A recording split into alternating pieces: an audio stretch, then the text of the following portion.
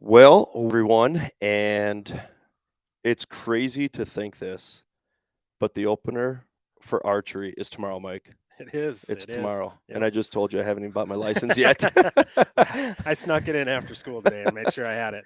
I was in a rush. To be honest with you, I got done with work and I had to run a trailer home for my dad to use, and then I ran back here and I started getting supper ready and I started getting all this stuff set up.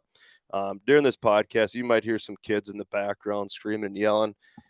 Mike's family's over here, and the girls are playing, having a good time. But yeah, just kind of doing what we do here, and this is kind of the real deal. I mean, we don't sit here and just do podcasts for a living. We work, and if it takes bringing the whole family over here like you did tonight, Mike, Right. to do a little podcast, then so be it. But why don't you give everyone a little introduction, who you are, and we'll kind of start there. Well, first of all, I'm Joe's brother-in-law. That kind of helps out with this whole podcast thing. I am. I'm a dad first. I got, like Joe said, I got the family over here, and I got three daughters, Juliana, Evelyn, and Clara. So it's always fun to get the whole crew together and hang out here. But avid hunter.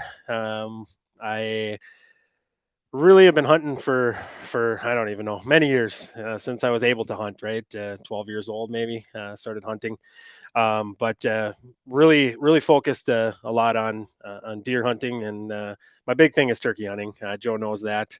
It's kind of been a passion of ours, and was able to get a grand slam at one point in my life, so that's a big accomplishment. But yeah, no, I on like Joe said, we don't just sit here and do podcasts.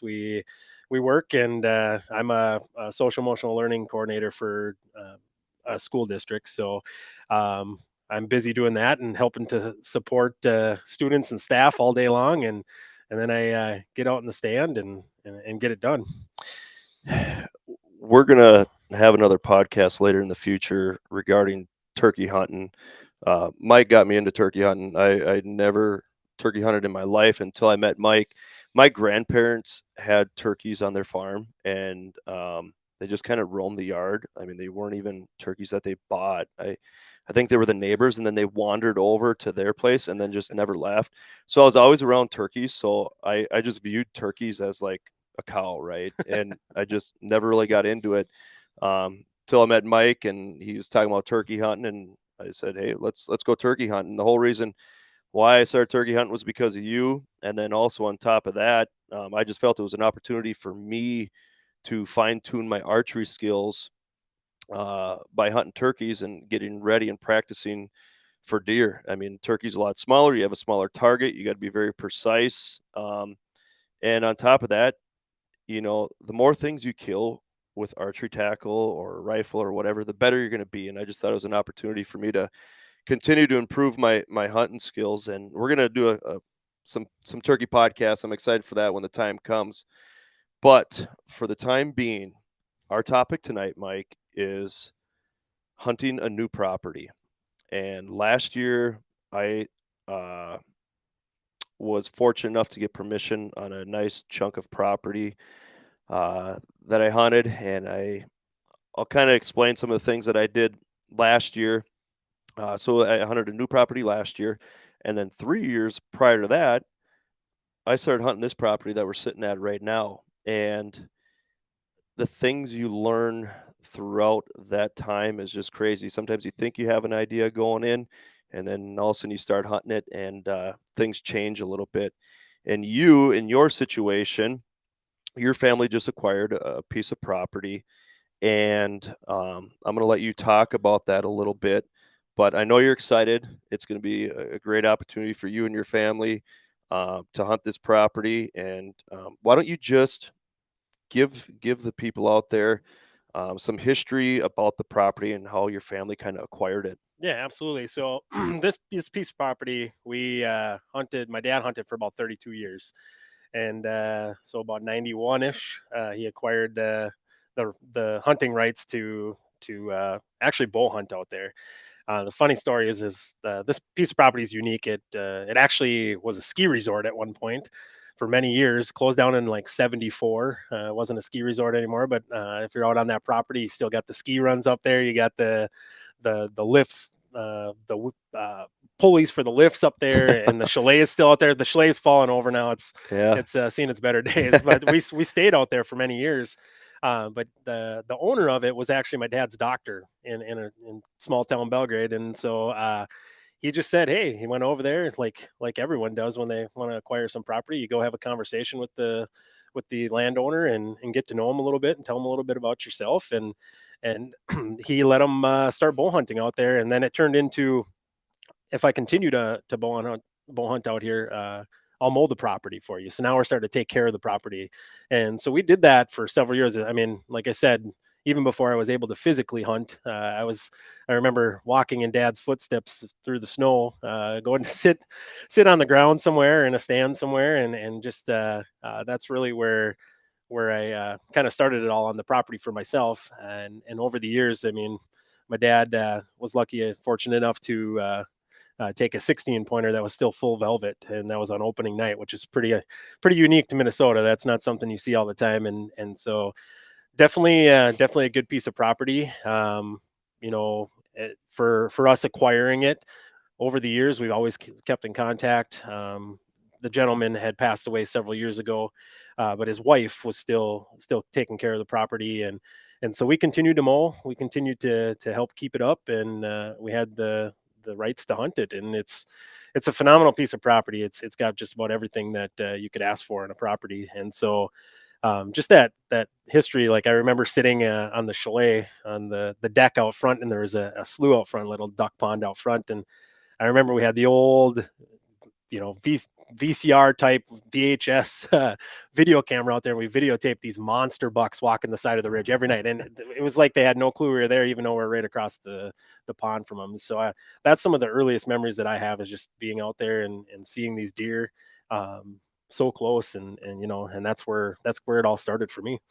You know, describe to me the feeling when you found out that your family was able to purchase this property. It's almost surreal, right? I mean, Yeah. we've been hunting it, for many years, and in reality, we could do pretty much whatever we want with it. But I will tell you, when we went out there this year and had it all dug up to put in our first food plot, wow, it was like, this is ours now. Like, Yeah. there's just a different feeling, and it felt good, and it felt like something that we've worked really hard to kind of get in our possession. And we've always, like I said, we always took care of the land. We always helped out as much as we could, and so like it just feels like we put in. It's kind of like, I know you're a coach, and so right, your players put in all the hard work to win, and I felt like this was a big win for our family. Yeah. And the thing is, like, every one of you who have properties to hunt that aren't actually yours, um, enjoy every minute of it, because in your situation, your family was very fortunate enough um, to be able to purchase the property, and I mean that's locked in right now. I mean, there's nothing that essentially can take that away, and so there can't be someone to come up there and say you can't hunt this anymore. It's your guys's. I I've been a part of a scenario where there was a property that we hunted, and then all of a sudden it's sold, and that's where I shot my first deer, and you build all these memories, and it's heartbreaking. It's heartbreaking when you lose those properties, not because of what could have been, but what has happened, all those memories that you've built, and I can still see those deer coming out there, and that's what's so hard about not being able to hunt the property. I actually just talked to one of my coworkers today, and the property that he's hunted ever since he was a young guy sold recently here, and he's told me many stories of the hunts he's had, and to hear that, I feel for him. And that's the benefit of having your own piece of property, is just the satisfaction of finally, it's ours, we can do what we want to do with it. And I just while this process was happening, I just saw the excitement, coming from you, that you guys were going to have the opportunity to purchase it. So it's awesome, and for everyone out there, don't take it for granted. Enjoy those opportunities that you get.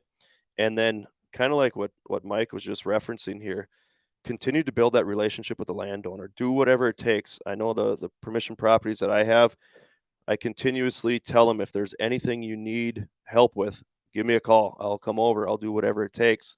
And that just helps build that trust, between you and the landowner when maybe there's somebody else that comes knocking on their door and wants to hunt there too. And if you build a good enough relationship, hopefully you have, essentially the rights to that property to hunt it. And that's kind of the way it works with myself. I know the property that I'm at, there's other people that keep knocking on the door, and I've built such a good relationship with these people. They're awesome to me. They say, no, we have somebody else hunting it. So it's huge to build that relationship. Um, Going in a little further with the property now, Mike, why don't you kind of describe what this property looks like? Yeah, so the property originally was, I believe it was 120 acres. We acquired 73 of the 120. Family members from the owner acquired the other 40, and so we always hunted. At least I did. I hunted majority of the end that we bought, which makes it even more exciting. Yes. The whole entire piece of property is a lot of hardwoods, a lot of oaks. There are some poplar trees and some willows and things like that. It's got a good chunk of pines in an area, a good bedding area that we have. But really, it's a big ridge that runs kind of from east to west the whole way through, and it's pretty significant drop off. I mean, on both sides, but then it flattens out on the bottom, and there's a lot of ground for them to mosey on through and just eat what they're doing through there. There's a lot of trails coming through there, but the north side of the entire north side of the ridge is actually cattails. Um, Pretty sure it's pretty dry out. We're in the drought now, but it has had water in it in the past, and so that's definitely kind of a barrier in between the woods and then we do have the neighbor to the north of us actually has he runs a like a health shop, so he's got his own like little vineyard out there with grapes and apple trees, of course, fenced in. Deer aren't going to it unless they jump it. It's kind of unique though because he does have some elk in that property, which is kind of a cool thing to wake up and sitting out in the stand, Oh and all of a sudden you yeah. hear an elk bugle. You feel like you're out in the mountains. So yeah, it definitely offers. There's an old homestead, like farmstead, up on the far north side of the property. The house was removed; it's kind of fallen down, but there's still an old barn up there, and so I think what we're going to do is we're going to actually use that as a little bit of a blind to sit in because Nice. it's still pretty structurally pretty good. And so yeah, it's just a lot of hardwoods, and then it just probably we not a lot of open area, but it definitely has spots for food plots. So would you consider this property? I don't know. When I look at properties, I kind of think to myself, is this an early season property? Is this a rut property, or is this a late season property? I think I kind of put it into three different categories. Like you said, you've hunted it before. What would you consider this property to be? Where is its best potential? Well, the unique thing is, I am fortunate, like Joe was talking about with land, and we do have a couple other pieces of property that we do hunt, and that's where we do a majority of our bow hunting. And so, really, the unique thing about this property is we actually left it for bow hunting. We never hunted it bow hunt. I mean, I shouldn't say never. We did hunt it right away bow hunting, and for those early years, and then once we acquired other property, then we kind of shifted to those properties to hunt bow. So it basically became a shotgun zone. Okay. Okay. So really, that the rut after rut and then kind of that late season muzzle loading. We also did a lot of muzzle loading out there. And so this year will be a little different. Yeah. We're definitely going to bow hunt it. We got some other family members that hunt out there, and they're going to do some bow hunting as well. So, now it's just going to be, we used to leave the whole property. Now we're going to leave certain areas where we know that we want to stay out of. So mainly the only experience you really have is basically rut on. Yep. So you never had an early season, and trail camera pictures, Mike, are telling us different right now when you should They be out definitely there. are. They are. We got we finally broke down and got some cell cams, and we got some Reveal X's out there that are phenomenal from Tacticam, and so they my phone is buzzing all day long. I'm at work, and I'm like, yeah, I don't even want to put my phone down. I just want to sit and stare at it. So a Yeah. little distracting, but definitely could be addicting when you're looking at those pictures. And so Dad actually just sent me 10 pictures of different bucks that we have out there, and so definitely definitely have some deer out there, and they're moving, and they're not going far. I mean, they're there every day, so it's pretty nice. So going back here a little bit, what do you guys have in? I mean, did you talked about you worked up the ground, put a food plot in. What does your food plot situation look like out there right now? Yeah, we have in the one field planted hall pass. It was domain hall pass, and that's, it's got some rye in it. It's got some grasses in it, some turnips, some radishes I think are in there, and that's in the newly tilled up spot that we've never had a food plot or ever even thought about putting a food plot. Really, it's in between. It's in between a little bit of a ridge, and then it's also in between that homestead, that farmstead that I talked about, and it used to just be swamp. But I had an opportunity to shoot a couple deer out of there. I got a couple nice bucks out of that location, and so we got a food plot in there now, and they're just hammering that hall pass. It's been a pretty good mix of what they need, and then the other field that we have, which is probably about maybe like 2 acres, 2 acre little food plot, is a lot of clover in that one. So were you guys able to put food plots in prior to this year? Yes. You were? Yep. Yep. We could put them in on that the east end of the property where we hunted and for majority of our hunting, and we were allowed to do that. And the nice thing is the neighbor, he's got an easement driveway that goes back there. We can drive the tractor right in there, and we could get those food plots planted. And he also has some bees out there, so the clover is kind of big for him. And so going back to that respecting the landowner thing, we also get to hunt his property as well to the north, which is a huge piece of property to hunt. So really, take that 73 acres, and it probably goes back up to that 120 acres. What would you say is the biggest strength So, of that property? I think. Well, we can just be honest. Across the road, we got a state park, which is it's definitely not a weakness of the property. And I think as far as strengths go, though, I think it's pretty secluded. Like, you can't really see much from the road. Like, there's not people driving by and glass in your fields. Like, if you have just fields in the open, there's a lot of funnels that go through, and a lot of areas where the deer can get through. I guess sneak through and not have to worry about hunters or even predators. They can kind of sneak around the property. It's a lot of oak trees, like I said, so a lot of food, like natural food out there for them. That's definitely a strength for them. And I just think that the area so like the area of woods is it just goes on forever. Not just our property, but it's just this giant chunk of woods in that area, and so they can kind of roam all over and not really have to worry about ever running into anything. Yeah, and I think you showed me a lot of aerial pictures of it. I've been out there once, and I think just me looking at it from an outsider, one thing, you have ridge systems running Hmm. through there. I think that's huge for especially bucks cruising along, bucks bedding, all that good stuff. Um, I think a strength, you know, now too is that with the property, it's well, I'll go this route first. Another strength I think though is it's part of a huge section, lots of cover, which it does make it harder to hunt. I agree. However, you do have an opportunity for deer to make that next jump to the next age class, and then that's what I like about the section that I hunt here. Um, the permission property I have, my other piece of property that I'm a owner of, just being in big sections just keeps me optimistic because you never know what's going to come through. Uh, I would say a strength now is you don't have to worry about the landowner when it comes to can we do this or can we do that, like you're talking with your food plot stuff. I like it from a standpoint of your food plots. For the most part, they're all kill plots, right? You said you do have a 2 acre field there, but your other ones are just little kill plots, and those things are so beneficial if you're looking to harvest, mature deer. You can have big acreage and see a lot of deer, but to get a mature deer to come out on a big plot is very difficult to do. Sometimes you'll get them early season, late season. There's a good opportunity. Right, you got to bank on that doe pulling them out there, but That property is just, like I said, I was out there once and Yep. kind of a jaw dropper. It's a really nice spot location. It's shotgun zone.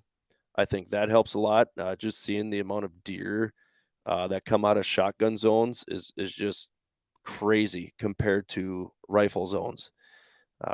Just those deer aren't getting shot at, 300, Right, exactly. 300 yards Right. out, in open country. But I just there's so many strengths to that property. It just blows my mind. Yeah. It's a Yeah. nice spot. Yeah. And then, like I said, just to have that opportunity to say, you know what, we're going to do this and not have to worry about, okay, what will the landowner say?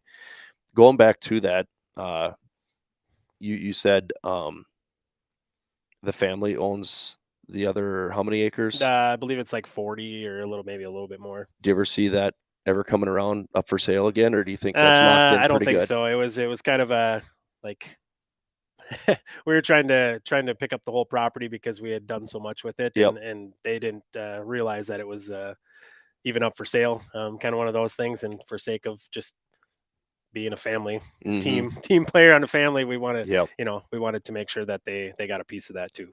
So we talked about the strengths, um, bedding area. Uh, I think you mentioned you got some spots where deer like to bed on that property. Yep, yep. Um, they stick around there throughout the winter. They do. There's two spots, and there's one spot that we're gonna call it our sanctuary, right? We're not gonna set foot in this spot, and it's a plateau on top of these ridges that runs down. It kind of drops off on both sides of that, and then it kind of plateaus up in the middle, and so they tend to bed in there, and then on the back side of it to get out of the wind, and then to be in the sun as well. And so Mhm. that spot is a great bedding area. We see deer back there, coming through there. I mean, you can just see the beds when you walk through there. Going to look for, some sheds even in the lazy, and they're just beds all over in here. Yeah. Those pine trees that I talked about, Yep. that's also a really good bedding area. They're thick. I mean, it's massive amount of. I mean, I shouldn't say it's not a ton of acres of pines, but it's definitely thick, and it's almost hard to even walk through for us. So the deer are the only thing going through there, and that's another spot where they tend to bed.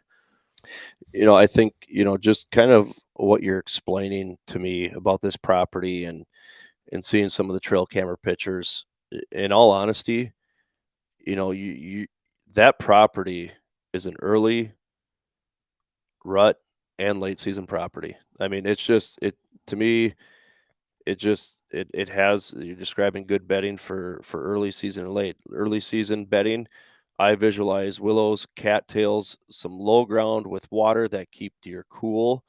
Um, throughout those hot summer days. And then, there's thick cover there all Hmm. around. Hmm. So I mean, now you're looking bucks shed their velvet. They want thick cover to stay safe. Because before that, bucks don't really want to be in thick hardwood area, just because of how sensitive their horns are during that growing period with the velvet. But once they shed that velvet, now all of a sudden, okay, now I can burrow down into these, thick, you know, whatever willows Sure. Yep. or just brush, and that's where they're going to hang out. You also have does in the property, so that helps a ton. And then late season, like you said, you got some south facing slopes. You have thermal cover with pine trees. People out there, if you're looking to improve your property, I'm not going to lie, if you have one of those properties where all of a sudden firearm season is over and all the deer disappear, in my mind, you're missing two things. The first thing is food, because if you have Hmm. food, they're going to stick around. But number two is thermal cover. I know one day, yeah, we grew up hunting around a lot of pine trees and just noticed immediately how much deer love that thermal cover during the winter of pine trees. And what's crazy is where I'm at here, there's hardly any pine trees around here. But where there is in the section, that's where they all go hang out during the winter. But there was one year here that there was a couple fawns hanging out in my woods. Mother got shot, I'm assuming, or hit by a car, or coyotes or wolves or whatever got it. And these two fawns stuck around all winter. And there was one day I was driving to school, and up at the front of my property, there's this, I don't know, 15-foot tall pine tree. I mean, I think I have 5 pine trees on my property, and they're all up in the front by the road. And I was driving to school one day, and it was a cold morning, and I'm not kidding you, right next to the road, underneath the pine trees, right there is where those 2 fawns were laying. I mean, right next to the road, Hmm. and it's just one of those things where if you want to hold deer later on, you're sick of, I can hunt early season, I can hunt the rifle season, then all of a sudden they just disappear. Um, Increase the amount of food that you have if possible, and then try to get some pine trees in there because that will help you a lot, extend your season from beginning all the way to the end. So yeah, it sounds like you have some pretty good strengths of that property, Mike. On the flip side, weaknesses. What are some of the weaknesses that you feel that property might have? Um, I wish we had more areas for food. I do. I know you came out there, and that's why I like having other people come take a look at the property that hunt and kind of spend their time doing the research and like you did, and just you talked about maybe even putting food plots some places in the woods, just to add in like another couple acres of food plots. So I think probably total out there we maybe have 8 acres of food, which is in like 3 different locations. So, like you said, they are kill plots. But the neighbor across the road, the gravel road or whatever, he's got a pretty decent sized cornfield. So there is food around there. So Mhm, they're definitely traveling from both properties. I mean, obviously we want to keep them on ours.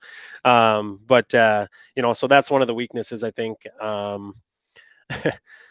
As far as getting around, yes, it's hardwood cover, but I think you're pretty open. You're walking on top of a ridge when you go in. You got to get in pretty early. Make sure it's dark. Make sure you can get in there because they will see you sure. before you see them. And so I think that can be kind of a challenge. Um, I think you know there's hunters on both sides of the property that also hunt as well, and so just being mindful of where they are and making sure that where we're putting our stands, we're not in the in the range of where they might be shooting, Mhm. but that can be a challenge just because um, we've noticed that they like to put their stands right on the property line, which I mean I don't blame them, right? But when you got a guy facing his stand right towards your property, and all he can shoot is directly below him, it's time to have a conversation. And so, like, I think that's maybe a weakness is the fact that it's so secluded that if you are back there and we're not looking for it, someone last year we found there was 2 stands put up on the land from the neighbor's property that hunt. I mean, significant distance away from the property, and they had to stand there. So just always watching out for that. Some of the other weaknesses, I think in my mind right now, you know, we haven't hunted it as much in the early season, so that's a weakness in itself. We got to get out there, Yeah. right, and make that a strength. Make it a strength to. And I think we're still, we've hunted it for what did I say? Dad hunted it for 32 years now. Mhm. The cool thing about it is like me as an educator, I'm a lifelong learner. Like we're never stopping to learn about more about the property and changing the way we're doing things. One of the quotes that I like to use with my educators is, "We do good until we know better, and then we do better." And so I think that's something I can take with me as a hunter as well, right? I know how to hunt pretty good, right? But if I know how to do something better, I'm going to do it better. And so I think other than that, just there's some spots that we're not as like familiar with yet. Mhm. Like we haven't hunted it enough to in certain spots. So I think that might be a weakness too, is just needing to know getting to know the property a little bit more. That is 100% truth right there, and it's kinda like the permission property that I hunt. Um, you know, Going into it, I had these thoughts and a vision of, okay, there's not great food on the property, but there's oaks, and it's part of a big section. And my mind right away, it was this is going to be a rut property right away because there's not thick enough cover on the property to hold mature deer. If there is a mature deer out there bedding on this property, more than likely it's probably going to see me walking out there because majority of this property is pastured. And I Mhm. mean, so the Mhm. cattle go around and they keep all the undergrowth, the understory down. So it's pretty wide open. So I kind of had an idea that it was going to be a rut property. And I kid you not, last year I took off the day before firearm season, and my plan was going to do an all day sit, and I was very optimistic. I mean, it's just a great property, and I'm like, I have the potential to see a really good deer out here, and I'm sitting out there, and all of a sudden something catches my eye, and I'm like, okay, it's around 9 o'clock. That's usually when I start seeing some deer on this property. And I turn and look, and here I have a pack of 8 Timberwolves going through. Talk about a weakness Yeah, of no kidding, on a no kidding. property. Just threw a curveball at me, and I invested a lot of time into that property last year to figure out the strengths and the weaknesses, and just to learn it, see how the deer use the landscape. Uh, and just slapped right in the face with these Timberwolves coming right through, and I was so mad, right? And I'm so frustrated. I'm like, I should just go back to work. Like I took a personal day, and you only get so many personal days as a teacher. And I'm like, I took a personal day. I mean, granted, how many people have seen a timber wolf in their Right, life, true, And true. and all of a sudden, boom, here's 8 of them right in front of me. I shouldn't say right in front of me. They were probably about 40 yards out. That's right in front of you then. So I was so frustrated, and these wolves end up going the direction that I have to walk out, right? And I'm just furious. I'm just like, I'm getting out of here. I'm like, I don't care if these wolves are over towards where I need to walk to get out of here. I'm getting out of here. I'm like, bring it on. Let's go. I'm Like done. I'm I'm out. self defense, man. But um I'm like, I'm gonna walk out, and I did the old, take one more look around the stand before you leave, and something caught my eye, and I looked, right? So these Timberwolves ran to the west. That was the direction I needed to go. And I turned around and I looked back to the east, kind of where they came from, and they were over there already. And I don't know if they looped around me from to the north or to the south. I To be honest with you, I was probably doing the interview when they looped back around me. Sure, They might have sure, went right underneath right. my stand. I have Yeah. no clue, but I was so mad. I was just staring down the camera doing an interview, expressing my frustration with these dogs. Anyways, I look back to the east, and there they are to the east of me, and it was a northwest wind, and all of a sudden those dogs caught my wind, and they stopped, and they turned around, they got back downwind of where I was, and they started working my direction a little bit, and then they said, we're getting the heck out of here," and they took off. But holy buckets, talk about just a curveball thrown Right. at you like Talk this. about adrenaline rush. Oh, Jeez. yeah, it No, was you it know. was it was pretty insane. Like, so that's not even the end of the day. here, Right. here I finally get on my stand. They take off that way. I'm like, I'm getting out of here, and I was actually gonna go back to work, and I started back towards home, and I'm like, you know what? I'm gonna go hunt the other end of the property. So I turned around, like I was headed home already. I turned around and I went to the other part of the property, and I hop up in the stand, and it's probably 11 o'clock ish, 11:30, and I was set to do an all day sit. So I'm like, I'm gonna go sit in the stand. So I hop in the stand, and I do not see a single deer the whole time, right? And I'm just like, what am I doing here right now? I mean, I should just get out of here. It was perfect. It was a ridge.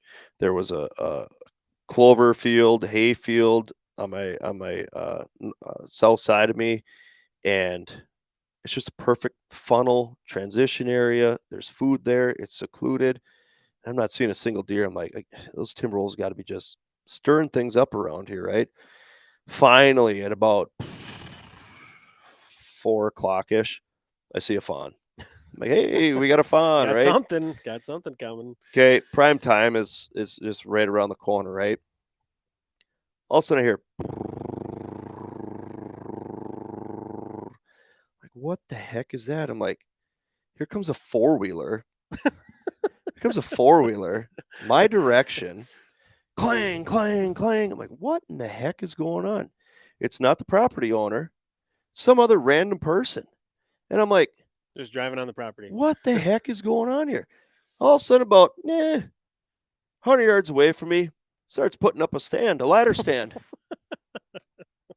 Holy buckets. And I'm just fuming. I'm just Talk fuming. about a day. Oh, so I sit there and I wait it out. He gets done. He drives off. I mean, it's prime time. I get out. I get out, hop on the bike, go check out where his stand is, head back to the landowner's house, and just knocked on the door, just tell him that I saw the timber wolves, and then I said, yeah, and then there's somebody else putting up a deer stand for tomorrow morning. And they go, oh shoot, yeah, we told this guy a while back that he could hunt it, but they weren't sure if he was going to hunt it anymore. But man, talk about a day when you're just your hopes are so high, and Right. you've invested this time, and you save these spots, and then all of a sudden, boom, Timberwolves, boom, neighbor. It's like holy Right. buckets. But there's some of those things that just get thrown at you, and you just have They to don't deal go your with it. way. So to go along with some of those things like you're talking about, the woods is kind of open. Maybe wanted to add a few more kill plots in there and whatnot. Um, Possible solutions for, like you said, your woods is pretty wide open. I know a lot of people, uh, you know, they'll do some logging Sure. just to help offset the cost of purchasing the property, and then in return, obviously, what that does is that promotes that Undergrowth undergrowth. to grow. Yep. Yep, Yep. and that might be something you guys might want to talk Yeah, about. definitely. You can walk the whole property on top or the bottom of the ridge, whatever you decide to do. And so, you know, some places you can get on the back side of the ridge. The interesting thing about the property is both sides of the ridge are just as good. So Yeah. they're on both sides of the ridge. And so, no, I like that idea. I think, like I said before, like that's the best thing is like getting opinions from someone else, someone Hmm. like, I feel like we have a lens of kind of what we're thinking, and we don't always think about everything, all the possibilities that we can do, and where we can. I wouldn't even have thought to put a food plot in the woods where you had talked about, and honestly, like we got a trail cam down there right now, and just put up a new stand, and we got some big boys roaming right through Yeah. there. I mean, it's just I sat there last season, and it's got a bunch of willows down there, and it's lowland. It's all open in there, and I just sat on the ground when it was super cold late season. Didn't see any deer, but man, I was just like the trail that comes through here is just incredible. So, yeah, I think it's just getting opinions from other people out there, and I think you nailed it right on the head. Like you said, your dad has hunted for 32 years or whatever it is, and he's learned a lot throughout those 32 years. Don't get me wrong, and I'm guilty of this too. Even on the properties that I've hunted, sometimes you just get in that mindset. Well, this is the way we've always done it. sure, You know what I mean? yeah, And hunting has come a long ways. Since when we started hunting till now, even when your dad started hunting till now. Um, and those are some things that, whether it's another person coming out there and taking a look around and just, you know, get you to think outside the box a little bit instead of being so focused on, well, this stand has always been really good. that is true. Well, Yeah, maybe there's a better spot, like yeah, you're yeah, talking yeah, about, yeah, just always looking to improve. You still keep those good spots, but maybe there's a great spot that right. you just don't know about. So, um, yeah, and I even have people come out on my property. My neighbor will come out and start giving me ideas. I'm like, yes, that is a great idea. Like, I was so fixated on this over here that I didn't even think about this spot over here and doing this or that Yep. with it. But yeah, no. So I don't know, like talking about food plots. You'd like to put in a couple more, maybe little food plots or something out there. Yeah, I think so. I think if we could get a couple more spots out there where we could get a little bit more food, it's been a struggle the last couple of years with the drought in Minnesota. Oh, I mean, we've I'll be honest. we planted, got a bunch of trees from the DNR, and we Yeah. planted, I don't know, maybe 1,000 of them, and they all died. Yep. And so we were watering them, and it's been a struggle. And so the Yep. food plots are taking hits too. And so that's usually the food plots have done pretty well out there. I mean, when we have got a decent amount of rain, but there's a problem. So, like a solution too, to make sure our plots are, we might have to invest in a pump and water it. Yep. If we have this happen again, obviously. Right. But yeah, I think it's just taking a look at, like you said, thinking outside the box. And I think we thought outside the box even when we put that food plot in that little slough area. It's just, and honestly, like when you walk in there, it's like my brother and I walked out there, and we're like, it doesn't even look like it anymore. Like it looks like a completely different piece of property because we got this food plot in there now that is obviously holding those deer. Because I mean, there's 15 deer a night in there. So I mean, it's Mm-hmm. definitely a good spot for them. I think I liked how you mentioned too. Just looking for new spots for stands. Like I know a lot of the stands have been in the same place for many years. I mean, we've got one stand called Dr. Death. That's where I got one of my cell cams Dr. right now. Death. There's been a lot of deer killed out of that spot. And so, I sent you a picture the other day too of an old stand, and that's kind of unique too. And we found the way to get a ladder stand up in that spot. It's a good spot. But, you know, one thing that personally myself I've gotten better with over the years is like, where am I going to sit when the wind is what I want it to be, right? Or like what stand I need stands to be able to play the wind because I'm not always going to be able to sit in my favorite stand over that food plot because the wind's not going to be right. So then where am I going to go and where Mm-hmm. am I still going to have the best opportunity to have those deer come to me, whether it's a food source or whether it's just if it's during rut, if it's the bottom of the ridge where they're running back and forth all day long, where are they going to be running those does and rut? And so, or late season, where's it going to be easy for them to get through? Because when we get a lot of snow, luckily on those ridges, a lot of that snow, it doesn't get super deep. It kind of shifts down to the Yep. bottom and it gets up. But, just thinking outside the box of even where do I want to stand? So when I drive from Belgrade an hour or drive from Sartell, an hour and a half home to hunt, like I want to make sure that I'm given the best opportunity to get something, or at least see a deer. And if not, it's always great to be out in the stand. But I mean, Yep. just giving myself an opportunity. The one thing with that ridge system that you're talking about, the properties that I hunt don't have much for ridge systems at all. Um, but one thing I don't know, maybe you have, but this always slips my mind, and I hear people talking about it. I'm still trying to learn it. Is just how the wind works when there's a ridge Sure. and there's bowls and stuff like that. And it's just something that interests me because I've never really had to experience it. But that's something a person's got to think about out there when you got that ridge system running through there because it's a pretty significant It ridge. is. It is. Yeah. And it runs, like I said, the whole length of the property. So, I Hmm. mean, it's, yeah. All right, here's probably the most intense question, the question that I'm looking for you to answer most by far. Describe your best spot on the farm where I'm going to be hunting.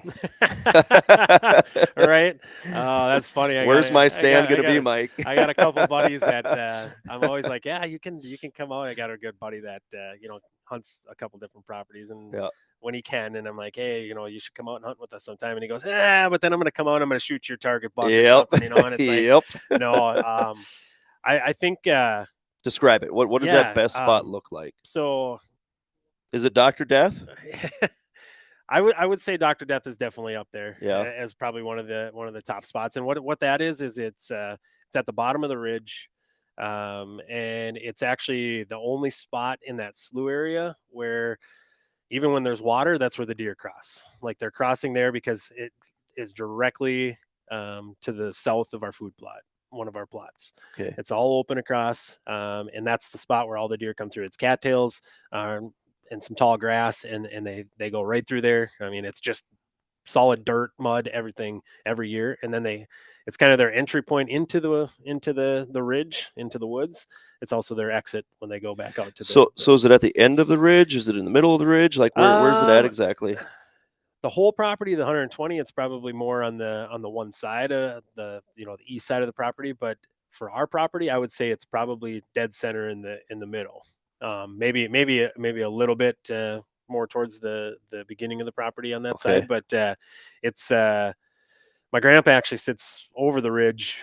We built him a nice little deer hut down there that he has shot absolute monsters. I mean, he shot a 15 his first year, a couple Jeez. eights. He shot an eight that went 138 and a half, and like almost got the record. It's the biggest eight pointer I've ever seen, Jeez. and so he hunts, and so basically what those deer do is on his side of the so it'd be on the south side of the ridge that trail runs straight out to the road, and across the road I told you is the state park. So Yep. those deer come from the state park, they come right by my grandpa, and they come up over that top of that ridge, then they go to our food plot. So south of that ridge there, do you guys kind of leave that alone as a sanctuary there, or have you been in there hunting that um before? Usually during shotgun season we'll hunt that. That's where my grandpa's hunted, on that south side, for as long as he's been hunting. That's his spot. We kind of call that his location. And But maybe you don't know this or not. Those deer that he shot, are they going towards the refuge, or are they coming out of the refuge? it's been both. Both. He shot a couple in the morning coming back into the woods from the state park there. Okay. But me personally, when I've been sitting there, I catch a lot of deer going back. Right, they're going back across the road. So later Yep. in the night, sitting on a night hunt, and they're going back across the road into the state park. And the nice thing is you usually have a little warning when they're coming, because they're going across a major highway and the horns are honking, and there's a deer coming. So I think that's kind of a unique like air horn that goes off, and you know something's coming across. Are there 2 seats in that stand? But there are two seats in Okay, that all stand. right, Yeah, yeah, just one to for make me, one sure. for you, Joe. You know how that works. Uh, it sounds not only does the spot sound great, but the name is Right, awesome. Dr. Love Death. it. Yeah, Love I it. think another stand too, like that I would say has been one of my favorite stands, and it does kind of break my rules of the whole sanctuary, because we call it the carpet stand. It's a old platform stand that we built, and we put carpet around it, so we call it the carpet stand. It's where I shot my first doe with a shotgun. So that memory that you talked about earlier, Yep. which is really unique because, like you said, not everyone gets to hunt that forever, and Mhm. I do. Yeah. And so like that's pretty awesome. But that's another really good spot. It's like I said, it plateaus up on top up there, and it's kind of flat, and they bed up there on the backside, kind of where the ridge drops down a little bit, and it kind of bowls down a little bit. And they do bed back there, but usually you can get into that stand because you're up on the hill, and they're on the backside, and they don't see you. And so you can get to that stand early in the morning, and Mhm. or do an all day sit in that stand. So I have to ask, what are your goals for this year? And let's talk property first. Sure. Like, obviously archery starts tomorrow, but what were your goals for this year? Kind of like, what were you focused on? Like, man, we should do this or that. What were your goals for the property this year? I think one of our biggest goals was to try to find more places for food. Try to address that weakness. Try to figure out where we can put in more food plots. Try to figure out how we can keep those deer in there. And so I think that was a major goal this year. I think the other goal was kind of looking at where we have stands. We did put up, like maybe like two new stands this year, but just having that mindset of um, well, maybe even just checking those stands and making sure they're still good and in the right spot. I think the ultimate goal for this year is to you know manage our deer, right? I mean, not necessarily. I mean, you can only manage as much as you can. Like I said, the neighbors Yep. on the property, to the north and to the south. Um, Semi manage, we'll Hmm. say. I'm not going to say that they, and you know what, when it comes to that, it's all about what makes your heart tick Yep. anyway. So Yep. that's not a big deal. um, but I think a big goal is also to clear out. One of our big goals was to be able to clear out a path for like the side by side to make it all the way across the property, to go from one end to the far end. And so how we did, we built a bridge out there to get across the water that's non-existent right now, but Hmm. it will be there probably at some point. Oh yeah. And so we can get back there, and um, not only is it a trail for for the side by side, but man, it opens up a nice trail for the deer as well. Yeah, definitely it does. How about as far as harvesting a deer? What's your goal for out there? And granted, I mean, you're not going to be hunting there every single day. You got a Yeah, couple other yeah. properties, but if you were to say, I'm going to go out here, my goal is to harvest X. I mean, like what is that? Or maybe it's not even you. Maybe it's your family members. I don't know. Yeah. What is your goal when it comes to harvesting deer out there? You know, I like that you said maybe it's a family member, and I really, my dad shot many deer over his career, but he's also put in a lot of time. Hmm. He's put in a lot of time. He's given up some of his favorite stands, his best stands for his kids, for his wife, for his daughter-in-law, right? Hmm. And so I would like to see my dad, honestly, to shoot a nice buck out there. And the reason why is because I mean, it was his dream to own this land, and I'll be honest, I never thought it would happen. I knew we were going to hunt it for life because until it got sold, right? Yep. If we couldn't buy it or if it wasn't offered to us, but it was always in the wording, right? It was always in the, yep, you have the rights to hunt this land. We might have other people hunt out here, that with that the other family or whatever, they might have hunted over that, but now it's ours, and so he's definitely put in his time. He's put in the work, and he also is the one. I wouldn't be hunting if it wasn't for him. Yep. So I'd like to see him. That's my biggest goal. So I'm gonna throw that down first. I'm gonna you know um, say I want him to harvest what makes his heart tick this year. That's what I want. Yeah, And you know, it's crazy. You know what his goal probably is? probably same for me, right? For you to shoot one, and that's what makes Yep. Yep. hunting um, so enjoyable. Uh, I was listening to a song on the radio the other day, uh, the fishing song. The She thinks we're just fishing, oh sure, yeah, you yeah, know, yeah. and it's not just about fishing. Right, It's about right. building those memories, and it's the same thing with hunting. And I've learned throughout the years that the most fun I have ever had hunting, it's always been with somebody. Absolutely. It's never been by myself. Yep. It has never been by myself. Um, and I learned that rather quickly because before I owned this property, I was hunting with my uncle and my cousins, and we were always together, you know.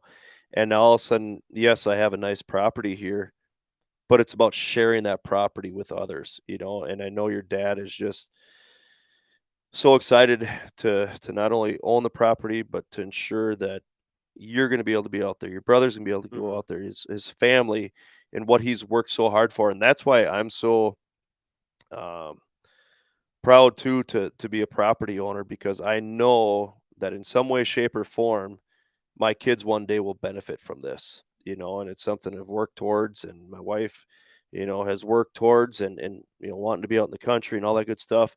Um, that's what makes hunting is the family, the friends, all that stuff, and you guys definitely got it going in the right direction. Your dad, you know, obviously, you know, paved paved the path for you guys to be able to enjoy all this, and that's what it's about. Uh, so props to him. You know, he's Yeah, been doing a definitely. phenomenal job, and you know, last year he passed up a buck. Yeah, I might as well tell that story. So, Yeah. one of the other pieces of property that we had an absolute giant eight pointer. He came out 2 nights in a row. Probably I don't know why I didn't get smart and go sit on the other side of the property, but I didn't. I sat in my normal stand, played the wind. No, I mean it would have been an off night for the wind, but we decided to move a stand over to the opposite side of the property where we've been seeing this buck come out. And he knew this was my target buck, and regardless if it was my target buck, he probably would have done it anyways, just because that's the type of person he is. He's very unselfish, and he wants what's best for everyone else before himself first, and which is awesome. And so he had this giant 8 pointer. He's got it on video on his phone, Hmm. and this thing walked. I'm not kidding, 7 yards from him, and it is a absolute tank. It is. it's super wide, and the best part about it is he told me about it, and of course I'm like excited. My brother's like, "You're crazy! I don't know why you did that. Like you should have shot that thing." Anyways, the best news of that is a couple weeks ago we got him on cam again, so he's Yeah. back, and so um, not that we were managing that buck. That was more just I'm willing to let this thing walk because I know how much my son wants that buck, and so that's why I'm returning that favor this year, and that's my goal for him is really Yeah. to to be able to shoot something like that. How about for the future? Let's look long term Sure. now. What are some goals? Like, let's just say you can do whatever you want to this property. What are some things that come to mind long term? I think we'll be planting some trees. We'll definitely be planting some more pines down that 2 acre clover plot that we have. It kind of butts up to that neighbor's fence area where he's got that vineyard out there, Mhm. and so I think we'll kind of enclose that in a little bit, allow us to be able to get in and out of there without being seen, because that's a quite an open area. I mean, it's a pretty big area. That's we got our 2 acre plot in there, but I mean it's all wide open in there, and it goes right from the ridge. They can see everywhere. So being able to plant some trees there, and then even down in it would be on the north side of the slough down there, to maybe just plant some trees down in there and kind of make it a little bit thicker, and maybe that can cover us when we're getting across into the ridge.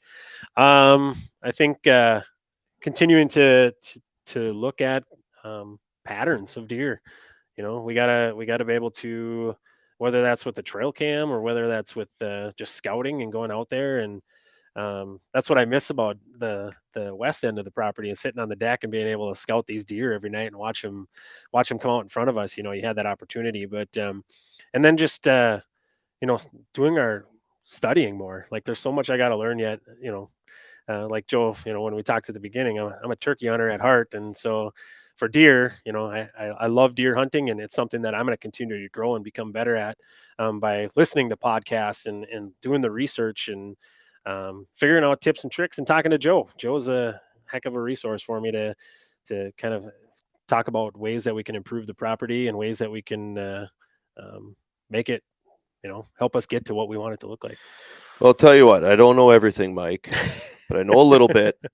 And the only reason why I know a little bit is because of all the failures I've had throughout the years. So trust me. But no, like you said, just listening to other people, that's where I learn the most from. And I mean, ask my daughters. My mom asked my daughter today. She said, "Did Daddy have on the radio for you to listen to what you're having for lunch today?" Because on the local radio station, they go over what all the schools have for lunch. And Harper goes, "No, Daddy's been putting in hunting videos in the truck. We've been watching hunting." That's But awesome. I mean, I've been ever since I've been, you know, old enough to understand what the heck was going on. I've been watching hunting videos, and the video I had in the DVD player this morning, I bet it was. Oh, I'm 38 now, and I bet I was in my teens when we bought that video. I mean, That's it's awesome. it's awesome. I love watching it. But I've learned so much from all of the people out there that you watch online, or the old DVDs we used to buy, and then just other hunters out there. I communicate right now. I'm probably talking to at least two coworkers a day about hunting, and picking their brains about different things. And I love talking hunting. And the more you talk about things, the more you learn and you implement. And kind of like in the podcast I had with Mike Lindahl from Domain, um, trial and error. Yeah. That's Yeah. just how you Yeah. learn. And like your property here, you finally get the keys to do whatever you want, and try things. If they work, make them better. If Yep. they don't, Yep. try something else. And that's the key. But we're gonna wrap this up, Mike. When this is put out there for everyone to listen, hunting season will be in full swing. Hopefully get it out this week here, the first week of season. But a couple things just keep in mind. Be respectful to your neighbors, your hunting party, all that stuff. Remember, when it comes time to, like Mike mentioned earlier in the podcast here, what is a shooter buck? it's something that gets that heart ticker, Yeah. heart ticking, Hmm. and be thankful we have this opportunity to go out and hunt in the first place, and just enjoy it. I mean, you know, recently here we've been hit with the, I don't know, people getting injured and whatnot bug. We're a local member. Uh, we used to do a lot of work with, was kind of hurt in a little accident, and he's not gonna be able to go out hunting this year. So keep things in perspective. Kurt, we're thinking about you, man. Hang in there and keep battling.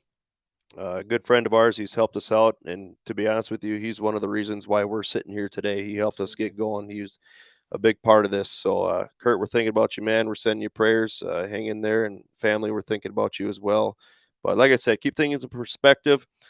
Share your love for the outdoors and hunting with your family members, your friends. I know every year I try to get another person out with me hunting. I mentioned this in another podcast. I want to get my grandpa back out. My grandpa Gook, he hasn't been out in I don't know how many years, but this is the one benefit that I see. One of the benefits um, of using crossbows. Absolutely. Yeah. Yeah. Firearms is too much recoil for him. So my plan is to get him out with a crossbow, and Awesome. hopefully he can harvest the deer out here on my property. And that's kind of my goal for this year. And yeah, but other than that, thanks for tuning in again this week, you guys. We appreciate it. Hopefully we're getting some more podcasts out there in the near future with some good deer stories, because it's hunting season, man, It and I is. want to hear some You got good to get a deer license stories. though. Yes, I do. I got to do that tonight yet. But like I said, thanks for tuning in, you guys. Good luck this year, and we'll see you next time.